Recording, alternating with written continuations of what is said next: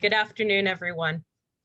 The original recording from this webinar on January 19th, 2021 was corrupted, and the following portion has been re-recorded. The original recording will resume on slide 16. Welcome once again to the Home-Based Childcare Network, strengthening home-based childcare networks with shared services and automation. My name is Danielle Fuentes-Johnson, and I am with the BUILD Initiative. And the BUILD Initiative is proud to present this in an ongoing series of home-based childcare supports and resources. And throughout this series, we've used the term home-based childcare to really encompass and all potential either be it family child care or family friend and neighbor care, and we'll go back and forth from those terms. I'm joined today by Gina Capito from BUILD. We'll touch base and refresh your memory on our core beliefs for family child care and home-based child care work. And then we'll invite Louise Stoney from Opportunities Exchange and Chris Bennett from Wunderschool to discuss both shared services and automation and how those can support home-based child care. And then we'll touch on what comes next and where we're going from here. So with that, I'd like to turn it to Gina Capito.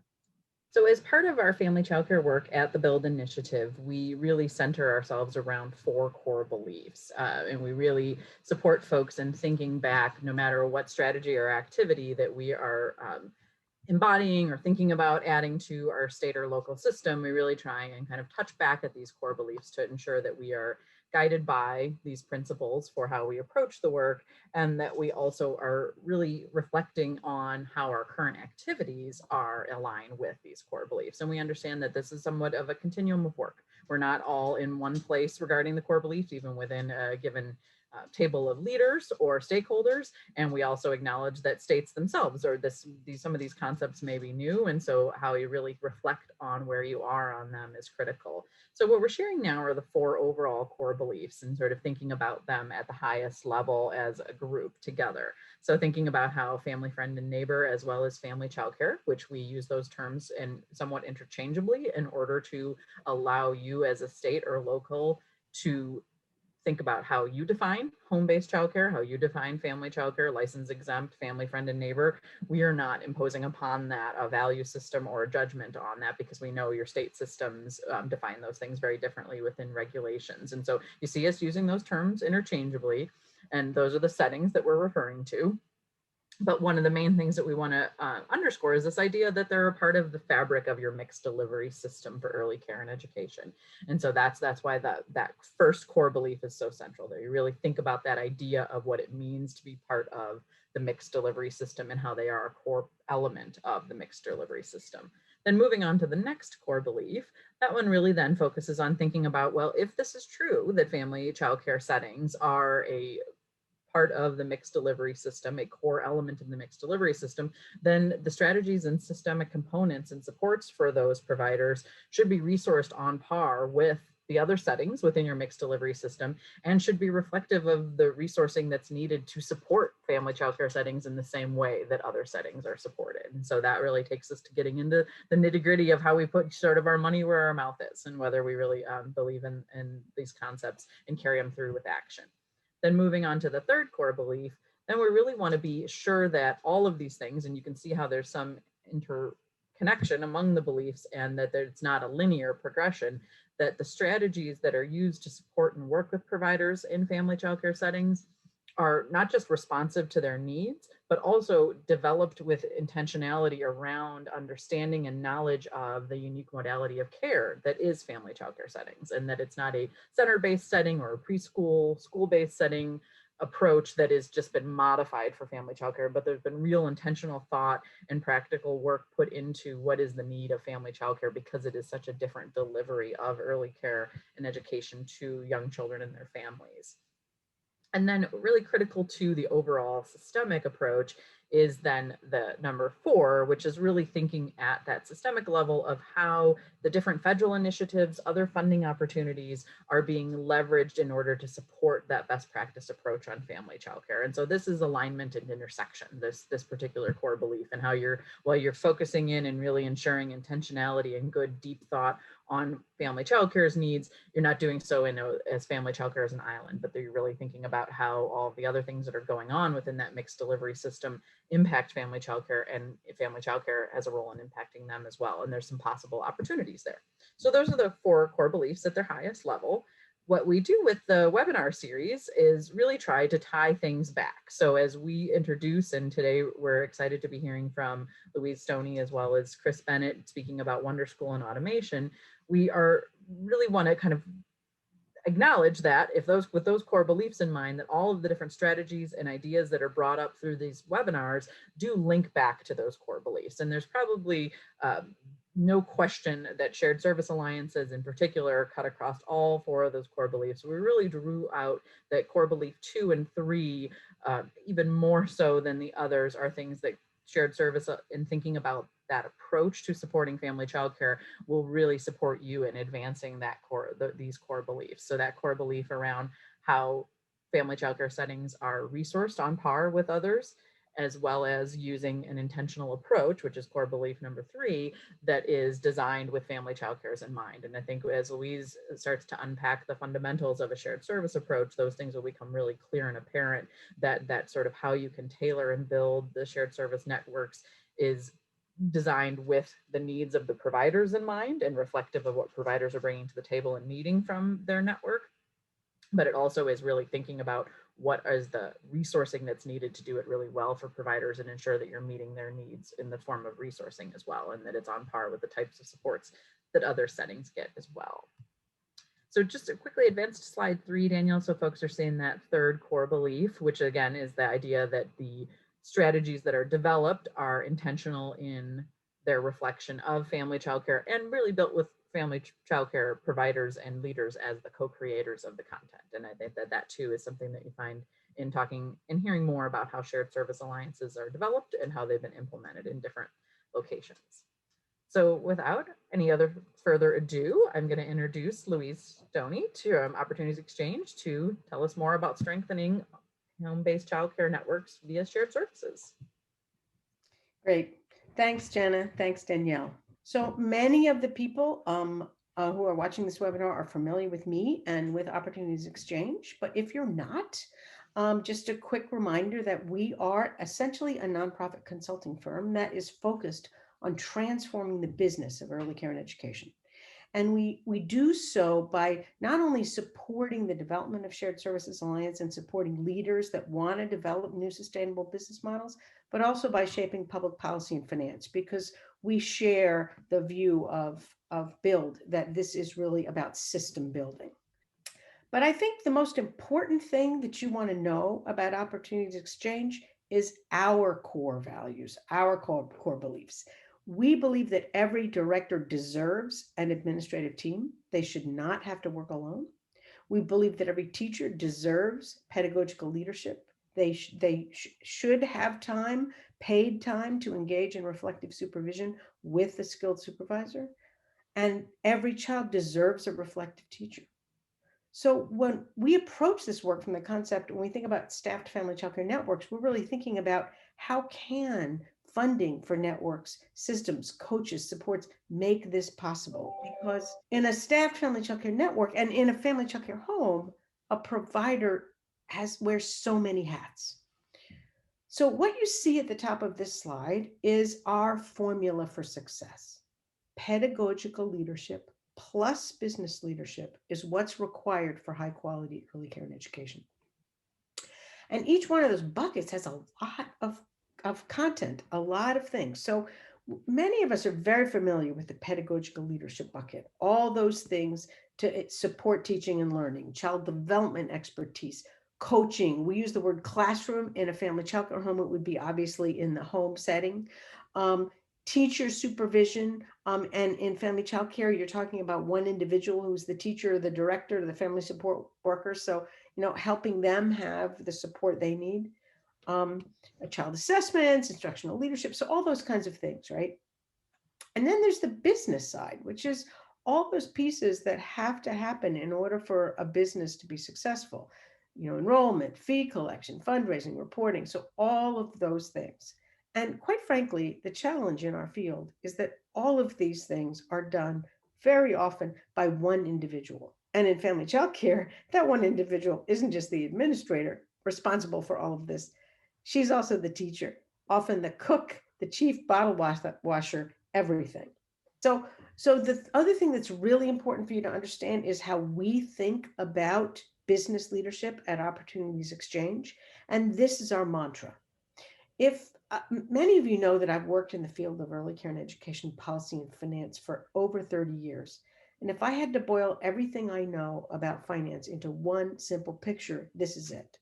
In order to be successful, a childcare program has to be full, every seat, every day, to their staffed capacity, right? Their desired capacity. They have to be collecting fees in full and on time, every dollar owed from families and government.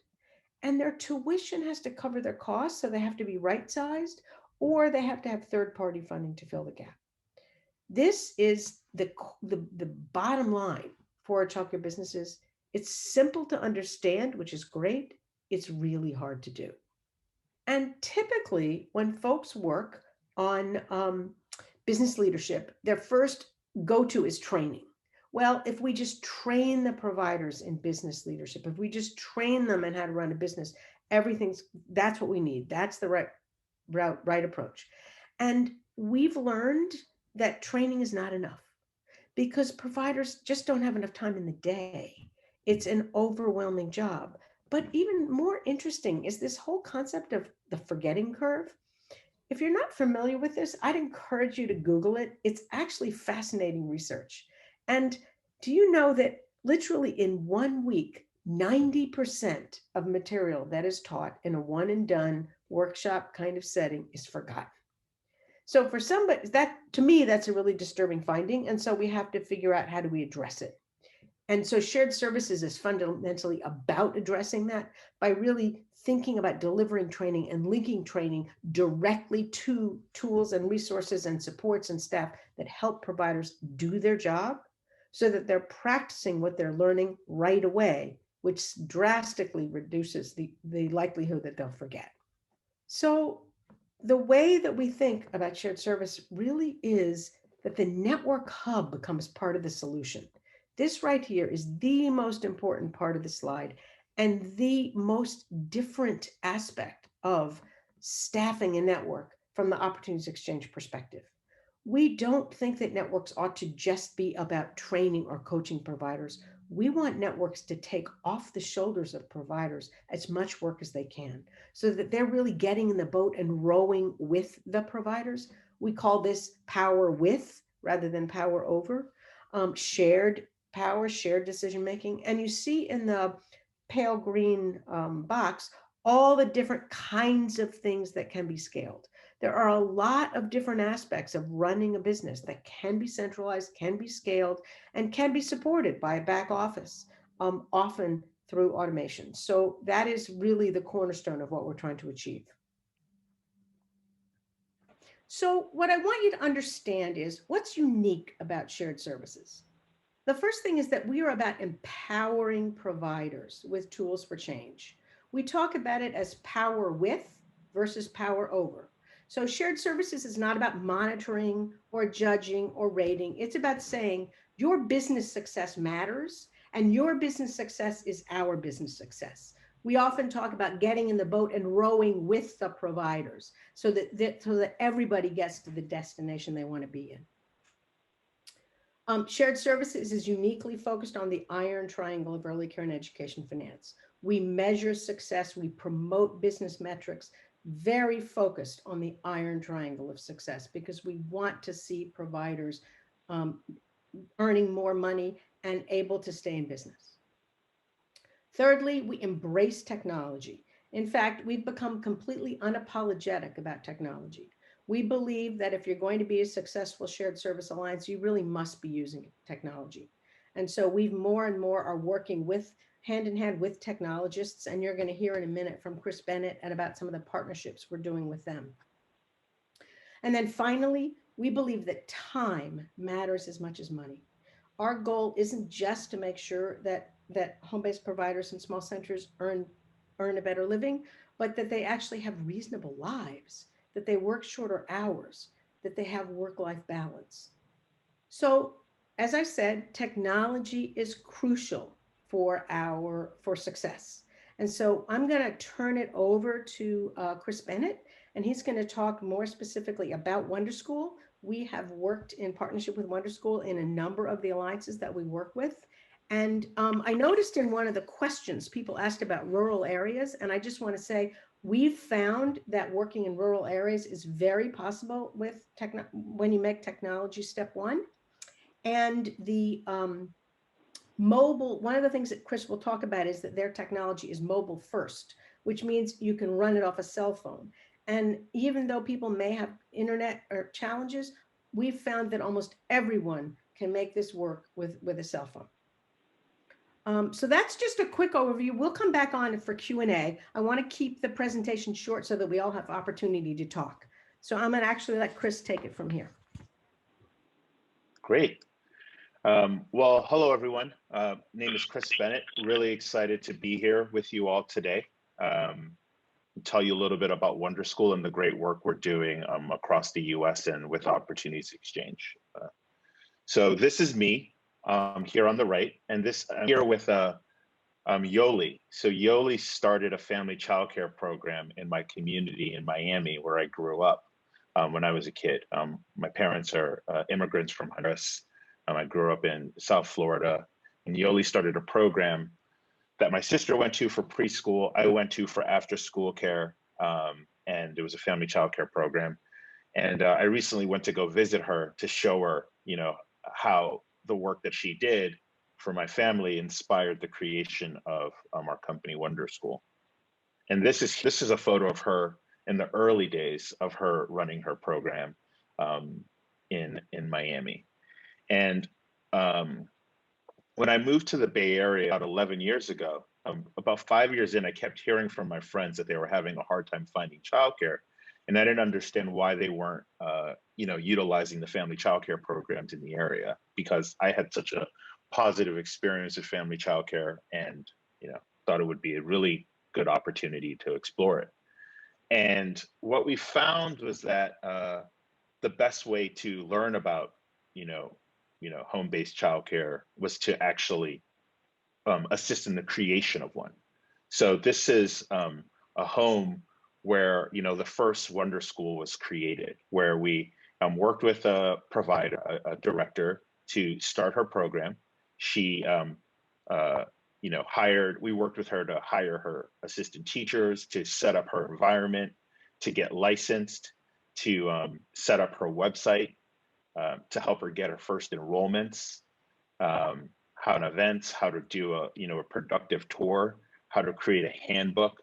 We went really deep into every aspect of running a successful program. And through that learning, we became in ourselves a staff family childcare network, where we worked with thousands of programs with to support them with centralized billing, with their website, with enrollment management, but also we created a shared services network where we help the programs get discounted supplies, advertising credits, best-in-class insurance rates. And here's some of the providers we've worked with. So this is Sherry. She's in Inglewood. We help her with pricing recommendations, with creating her website, tour coding, enrollment support, billing support, and she's earning more than her median income, operating a program on the Wunderschool platform and utilizing the Wunderschool technology. And she takes a mix of subsidy students and private paying students. This is Rosa. She's a Spanish speaker. Our technology is available in Spanish, and so she's using our technology in Spanish. She was cleaning homes previously, and is running a family childcare program, and is earning significantly more than she was cleaning homes. But along with that, she's earning again more than her median income operating her program. And she has she takes a mixture of subsidy and private paying families as well. And then there was a question about Wunderschool operating in rural areas. This is an example of a rural area in Curry County, Oregon, Jennifer's place. It's a program that recently joined the Wunderschool platform through a partnership again. And, she's primarily doing everything with pen and paper. And now she's, harnessing the power of automation. She's able to manage her enrollment through our technology, have manage billing through our technology. And she, as Luis mentioned, our technology is heavily optimized for mobile. So she's using her mobile phone to manage a lot of this. So, Wunderschool started with one program, then we grew to becoming a staff family childcare network ourselves. And then, we operated as a shared services network. And now what Wunderschool is doing is we've launched an offering where we work with folks who are operating or want to start staff family childcare networks, or who want to provide shared services to the programs in their community, utilizing the Wunderschool technology. And so, our mission as a company is to ensure every child has access to early education that helps them realize their potential. And what we realized is that there are a lot from this call who operate or who work at organizations that have pretty much the same mission. And what we realized is, instead of us, going into communities, hiring our own teams, building out like our own local operations, there was a huge opportunity to partner and to take the technology that we've developed and provide it to the providers in a local catchment area, but also develop technology for network leaders, state leaders, local leaders to best support the programs in their area. And so, one of the big conceptions about Wunderschool and what's really important about what we do today is we're not competition to CCRNRs. We're a technology solution for CCRNRs, and we don't go in and set our own standards, follow the standards that are set locally and by the state.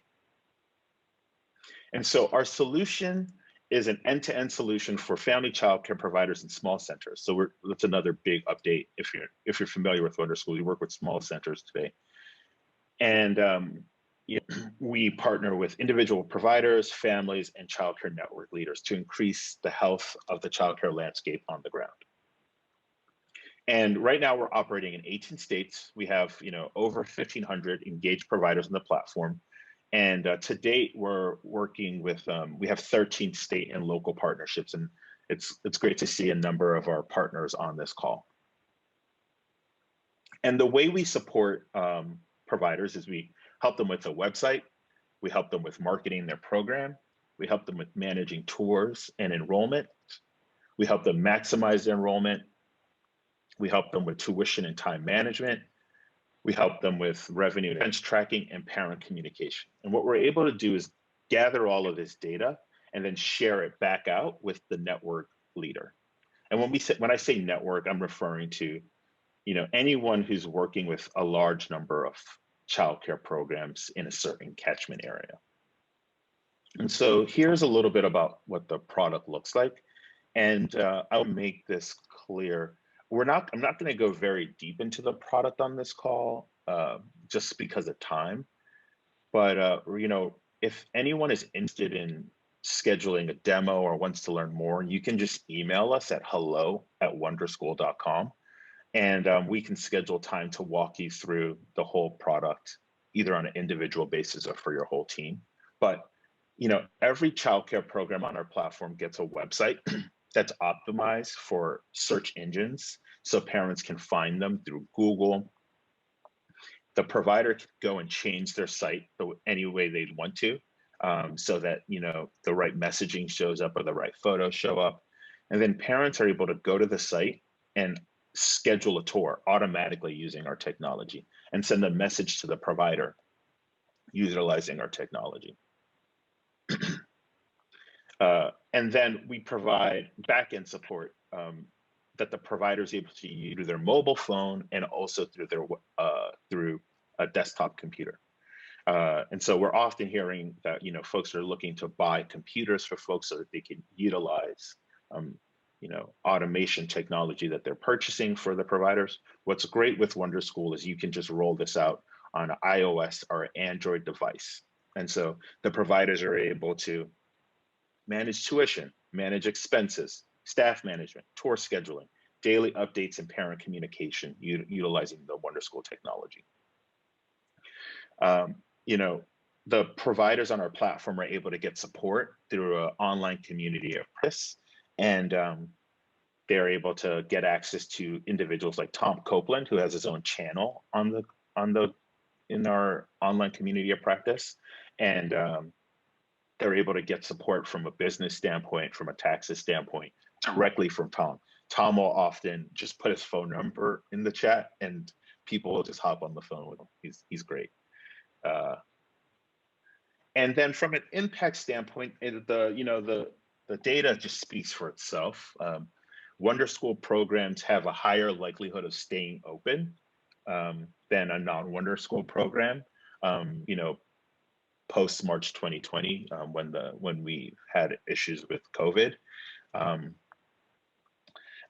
You know, Wunderschool helps providers stay fully enrolled, and you know, providers see success and start to see interested families once they join the Wunderschool platform. You know, providers are more likely to collect tuition on utilizing the Wunderschool platform, and you know, when hard times come like COVID and providers need access to things like PPP, you know, a Wunderschool provider, Wunderschool director is more likely to get access to those funds than your non-Wunderschool director.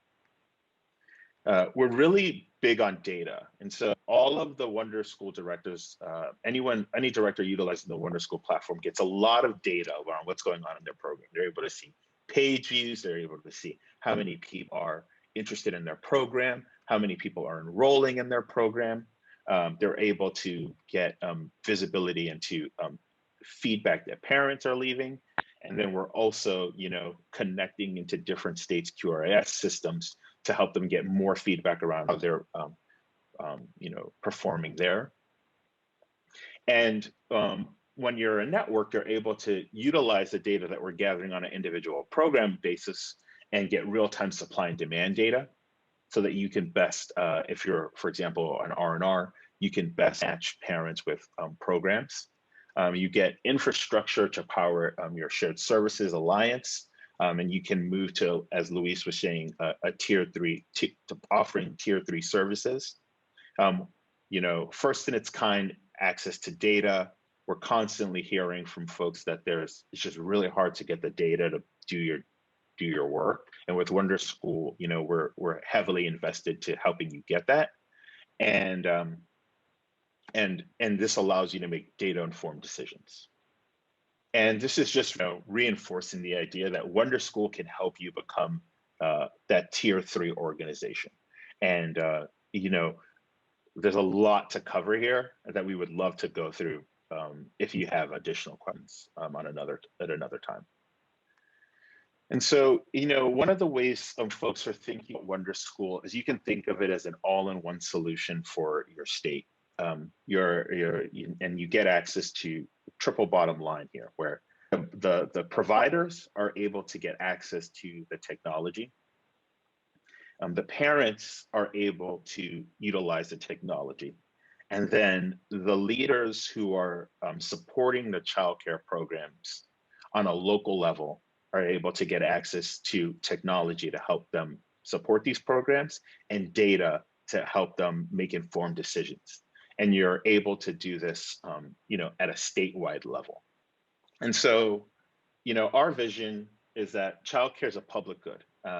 And to ensure childcare programs are able to remain open and thrive, we must not only support them with quality support, which is incredibly important, but business support as well. And Wunderschool is here to support, you know, providers on the business side of things, and also help leaders get access to what's happening in childcare programs to be able to make sure that we're able to keep our programs open, make sure that thrive, and you know, as we start to come out of this pandemic, create childcare programs and rebuild childcare in America.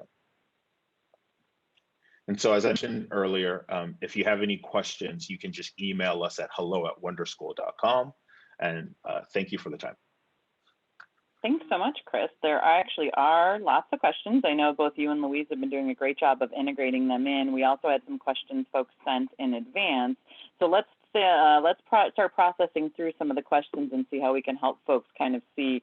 I think it would be good to speak to this one, and I know that Louise did answer in the chat. The chat can move pretty quick, so I'm going to have Chris or Louise verbalize this one about how Wunderschool works with R&Rs as a resource for our resource and referral agencies. I think that'd be really important to put voice to that, because that was something that Chris and I talked about on our first call together too, is how you partner with those entities.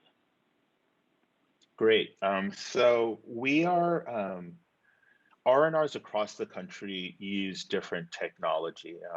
One of them is work-life systems. There's other technologies out there that R&Rs are using. We're actually working on partnerships and integrations with organizations like that so that there's some data share.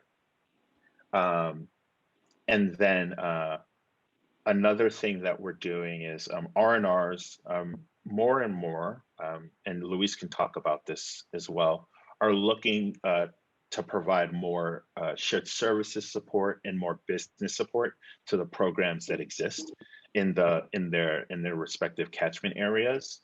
And there's not really a lot of technology to help support that.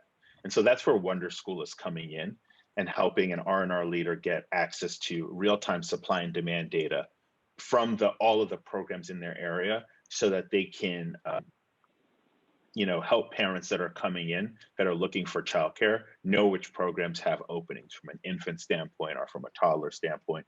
But also, if you want to provide business support, you're able to get visibility into the revenue and to the expenses of a program if the program shares that data with you, and they can through the Wunderschool platform, so that you can best support them in making the right decisions.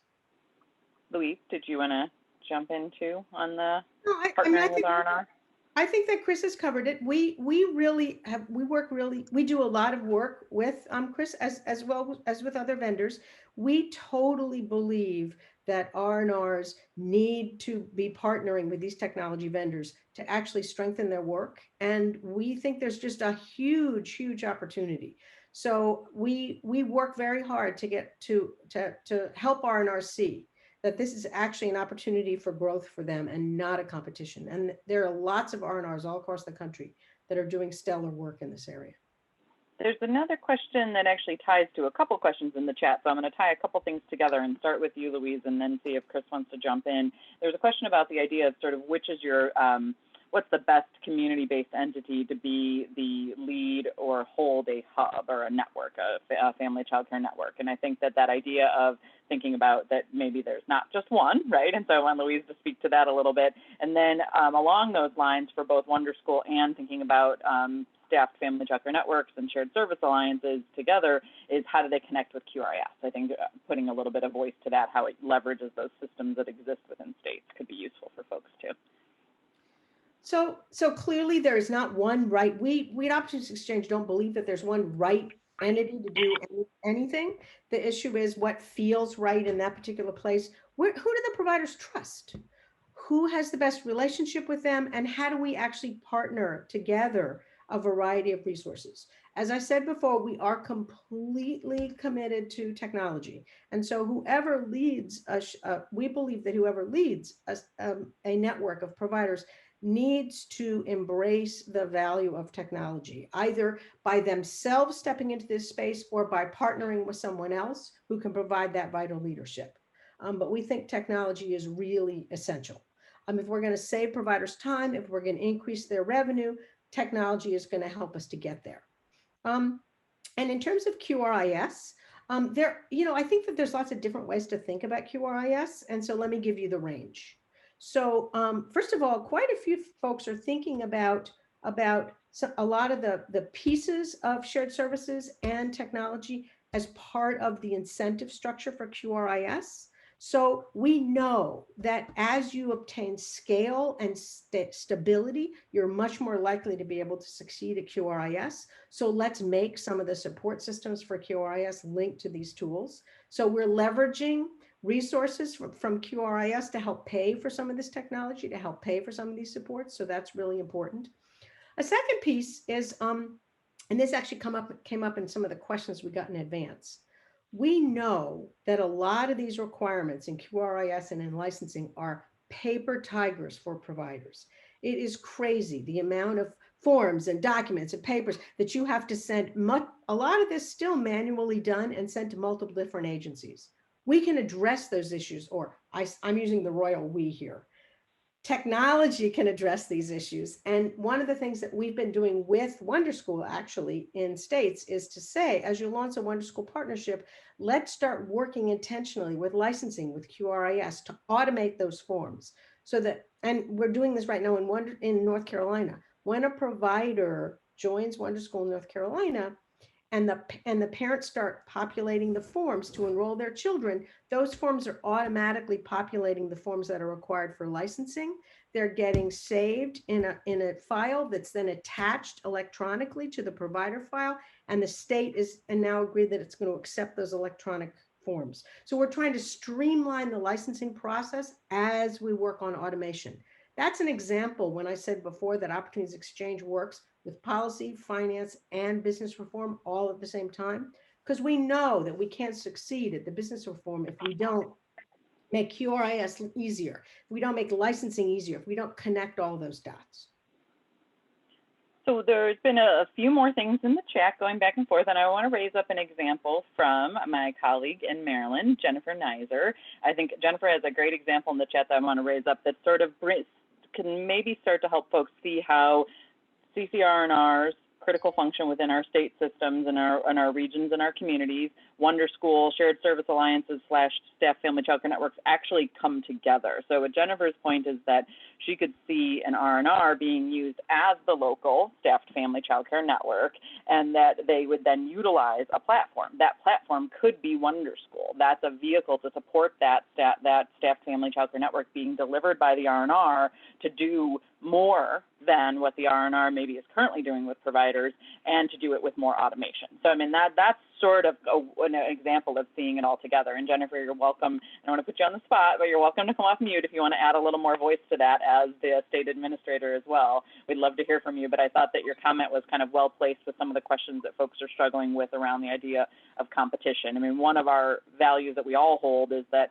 there is so much work to be done, and there's so much support needed for providers and families that the last thing that we're doing is sort of putting out there things that compete with each other. And I think that in working with Louise and Chris over the years, there's clear understanding of how trying to fill gaps and partner with the systems that exist and strengthen those. And so I think it's there's not one answer alone, which is why I shared up the Maryland example of thinking about it, because I think each state and then even within your regions, how you approach it may look a little different based on what you have in place and what the best structure is, to reiterate what Louise said as well around that idea that there's no one answer on what's best for anything, really. Certainly not in childcare or early care and education. There's no one answer.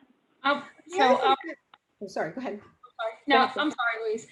So I was just thinking about it because, we have an R&R in Maryland, and we put an RFP out for people to apply to be the R&R. And this could be something that, because at the state level, it's very difficult.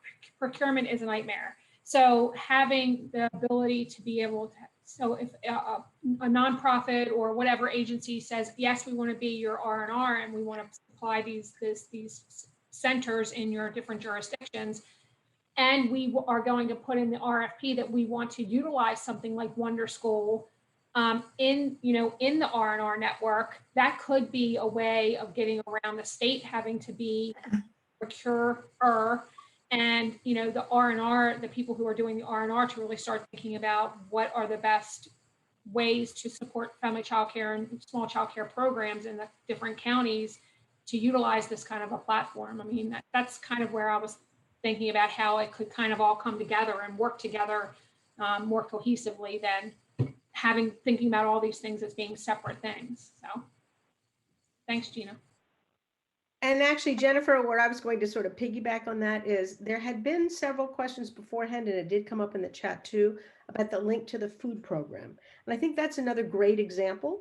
So right now, for many family childcare providers participate in the food program. And when you do, you're entering a whole host of data into an automated system. There's no reason why you can't have one place where you do all your management of all your fees and and also your food program. And so that that's one of the things we've talked to Wunderschool a lot about, is this also needs to integrate with the food program. And I know that, in fact, they are. Chris, I don't know how close that is to happening and if you want to talk about that, but that's a big important piece.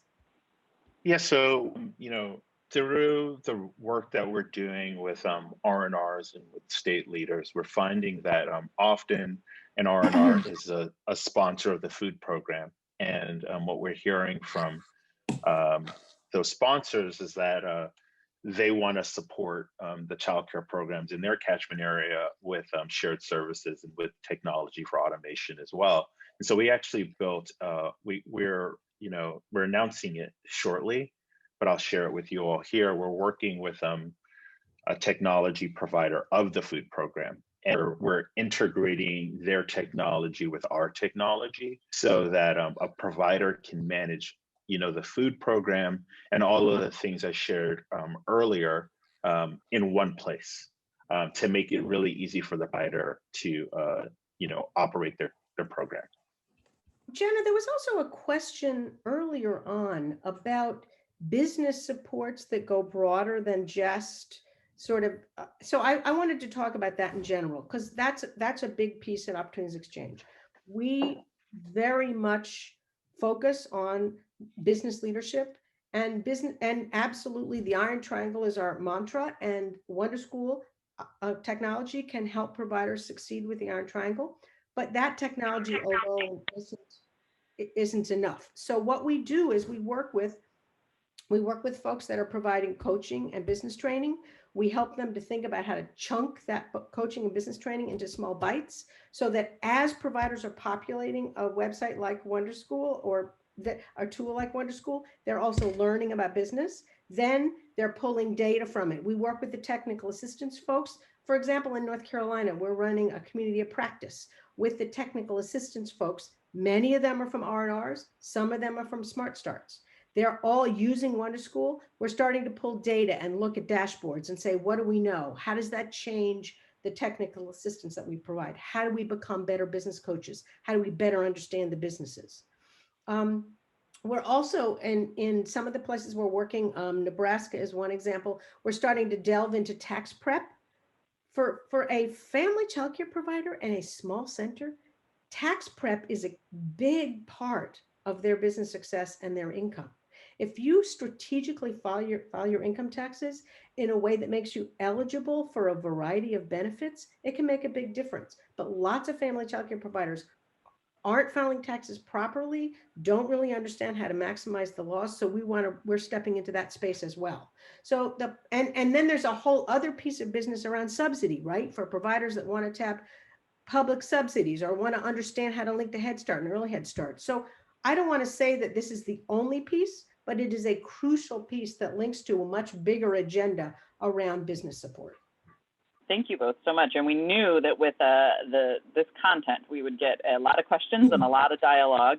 What I'd like to put forward, because as I said at the outset, we build our webinars in response to what you all are bringing to the table. We had several on family, friend, and neighbor care because at the fall and summer of last year, there was a lot of questions and want to dig deeper on that. So if you would go ahead and I know that the chat could just totally blow up at this point if I say this out loud, but I think it would be, I think Chris and Louise would be interested too. If you want to dig deeper on some of these issues, specifically with Wunderschool, shared services, or OpEx, go ahead and put a note in the chat. We'll also be watching that for then what maybe is appropriate at a webinar level. And then, like Louise said, there's community of practices that are out there too. So we'll sort of think about you as a group and then try and make sure that we are responding as partners to continue the discussion, whichever lane makes the most sense as a next step, because we are just before the hour, and so I want to be respectful of all of your time and kind of keep us moving through our day. So I'm going to move us to then some of our next steps.